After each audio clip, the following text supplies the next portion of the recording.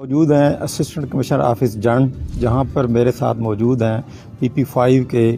نئے آنے والے نمائندہ ملک شہیر حیدر سیالوی۔ آئیے ان سے پوچھتے ہیں کہ یہ پہلے تو ان کی کمپین چل رہی تھی، آج باضابطہ انہوں نے فارم بھی حاصل کر لیے ہیں۔ آئیے ان سے پوچھتے ہیں کہ یہ کیا کہنا چاہتے ہیں اپنے حلقے کی عوام کے۔ السلام علیکم ورحمۃ اللہ، تھینک یو ویری مچ جی۔ میں آج قاضی صاحب، آپ کا شہزاد بھائی، ندیم بھائی، اپنے صحافی برادری کا میں جتنا شکریہ ادا کروں وہ کم اس لیے کہ بغیر کہے آپ لوگوں نے ہمیشہ ہماری آواز عوام تک پہنچائی ہے، اور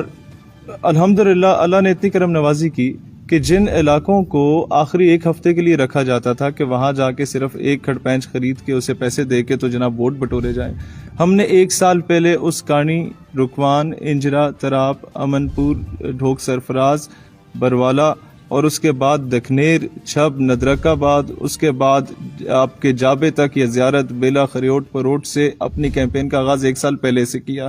اب ہم آئے ہیں جنڈ کے اس پار والے علاقوں میں، جو کہ مطلب آپ سمجھے جہاں ہم پلے بڑے اور جہاں پر لوگ پہلے سے جانتے تھے۔ وہاں جانے کا فائدہ یہ ہوا کہ جو کام ہم الیکشن جیتنے کے بعد کرانا چاہتے تھے، لوگوں کی واٹر سپلائی کا کام یا لوگوں کے سڑکوں نالیوں کا کام یا لوگوں کے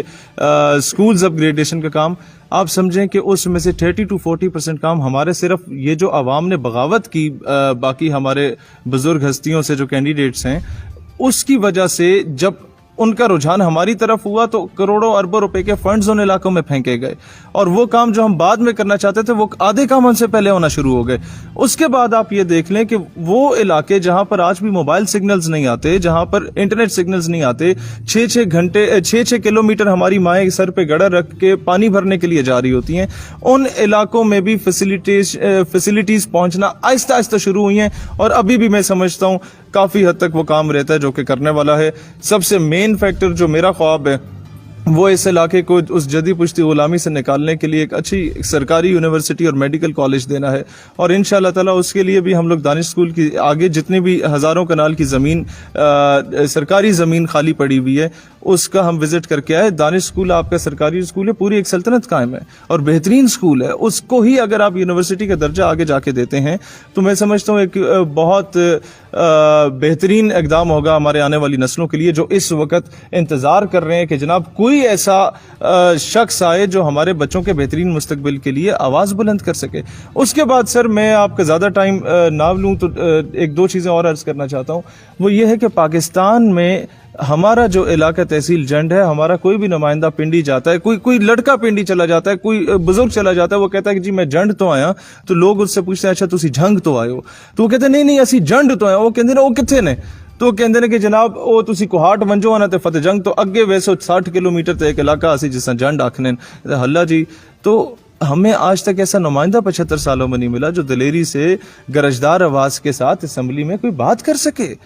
جو آپ کے علاقے کی ترجمانی کرے۔ ایک جمشید دستی اٹھتا ہے پنجاب کے نکڑ سے، مظفر گڑھ سے، ہر بندے کو مظفر گڑھ کا نام پتا ہے، اور اسلام آباد کے قریب ترین ضلع کی تحصیل جنڈ کا کسی کو بھی نہیں پتا، کیونکہ وہ ایک غریب آدمی، سیلف میڈ آدمی خود اٹھ کے اسمبلی میں جب للکارتا ہے تو اس کے علاقے کی بھی پہچان ہوتی ہے۔ میں چاہتا ہوں کہ کم از کم اب پنجاب اسمبلی میں کوئی دلیر آواز فرونوں یا ظالموں جابروں کے خلاف جو ہم سڑکوں پہ اٹھاتے تھے، پورے پاکستان میں اٹھاتے تھے، اس بات کا گواہ ہمارے یہاں کا سارا لوکل میڈیا بھی ہے تحصیل جنڈ کا۔ یہ آواز میں چاہتا ہوں کہ ہم لوگ کب تک نعرے لگائیں گے، کب تک ریلیاں نکالیں گے، کب تک دھرنے جلسے دیں گے؟ اب بھی اسمبلی میں جا کے وہ قراردادیں پیش کرنے کی ضرورت ہے جس سے پاکستان عملی طور پہ ترقی کر سکتا ہو، اور انشاءاللہ تعالی جو ہمارے اختیار میں ہوا، کھنڈا سے لے کے مٹھیال تک، یا کال، چھجیمار، نورپور سے لے کے جناب آپ کے میروال تک، یا وہاں سے لے کے آپ بھٹیوٹ چلے جائیں، سلمان آباد یا بسال چلے جائیں، یا بسال سے آپ مٹھیال، رنگلی یا کوٹ چجی یا ہمارے جتنے سگری یونین کاؤنسل کے گاؤں ہیں، وہاں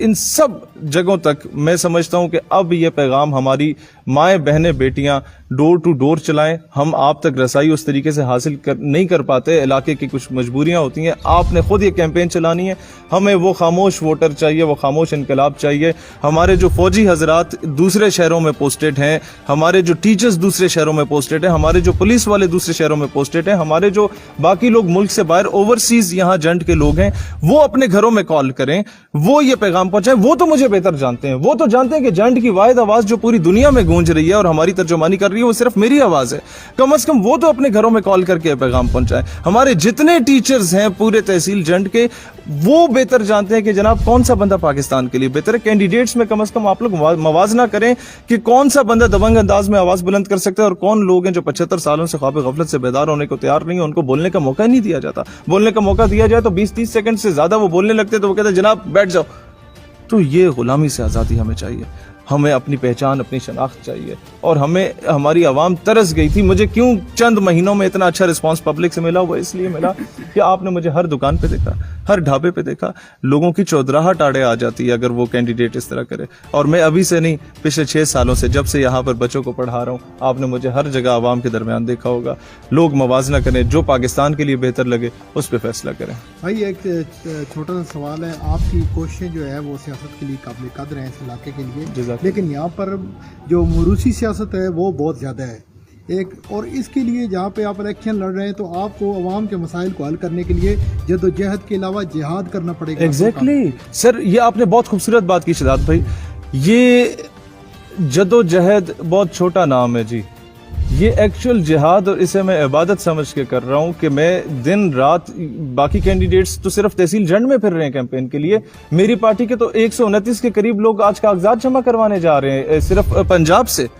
तो मुझे तो हर जगह पूरा उतरना पड़ा। पिछले 12 साल की मेरी जदोजहद, या 11 साल की आप देखें, मैं 16 साल की उम्र में शुरू हुआ, now I am 28 years old. इन 12 सालों में मैंने पाकिस्तान की कौन सी तहसील, क्या गिलगित बल्तिस्तान सूबे की या आजाद कश्मीर की कोई एक तहसील बता दे जिसमें मैं ना गया हूं।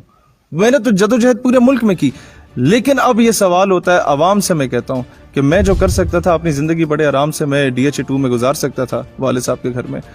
मैं अगर कुर्बानी दे रहा हूं तो अपनी पब्लिक के लिए दे रहा हूं कि कल को मुझसे सवाल पूछा जाएगा कि तुम्हें जुबान दी थी, उसमें तासीर दी थी, तुमने उसका मुस्बत फायदा उठाया या नारे लगवा के पैसे बटोरे लोगों से।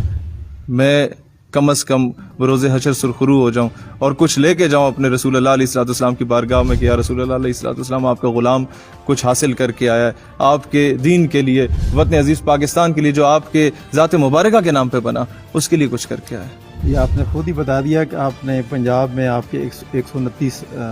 दोस्त जो हैं वो कागजात नामजदगी हासिल कर रहे हैं। इसके अलावा और दूसरे सूबों से सर KPK में अभी अगले हफ्ते तक शायद इलेक्शन डेट का अनाउंस हो जाए तो उसमें भी करेंगे। इससे पहले बलूचिस्तान में 3 महीने पहले इंतखाबात हुए बल्दियाती कुछ अजला में। तो आपको मैं खुशखबरी सुनाऊं कि सरदार अब्दुर्रहमान खेतरान, जिसने जुल्म करके एक औरत और उसके 2 बच्चों को कुएं में छलांग मरवाई थी, उनका जो बेटा है इनाम खेतरान, जिसने अपने बाप के खिलाफ बगावत करके आलम बगावत बुलंद किया, उसने हमारी पार्टी के टिकट पे इलेक्शन लड़ा था वहां से। हम लोगों ने यही तो नजरिए की जंग है कि आपके घर में भी कोई शख्स अगर जुल्म का साथ देता तो आप बगावत करो।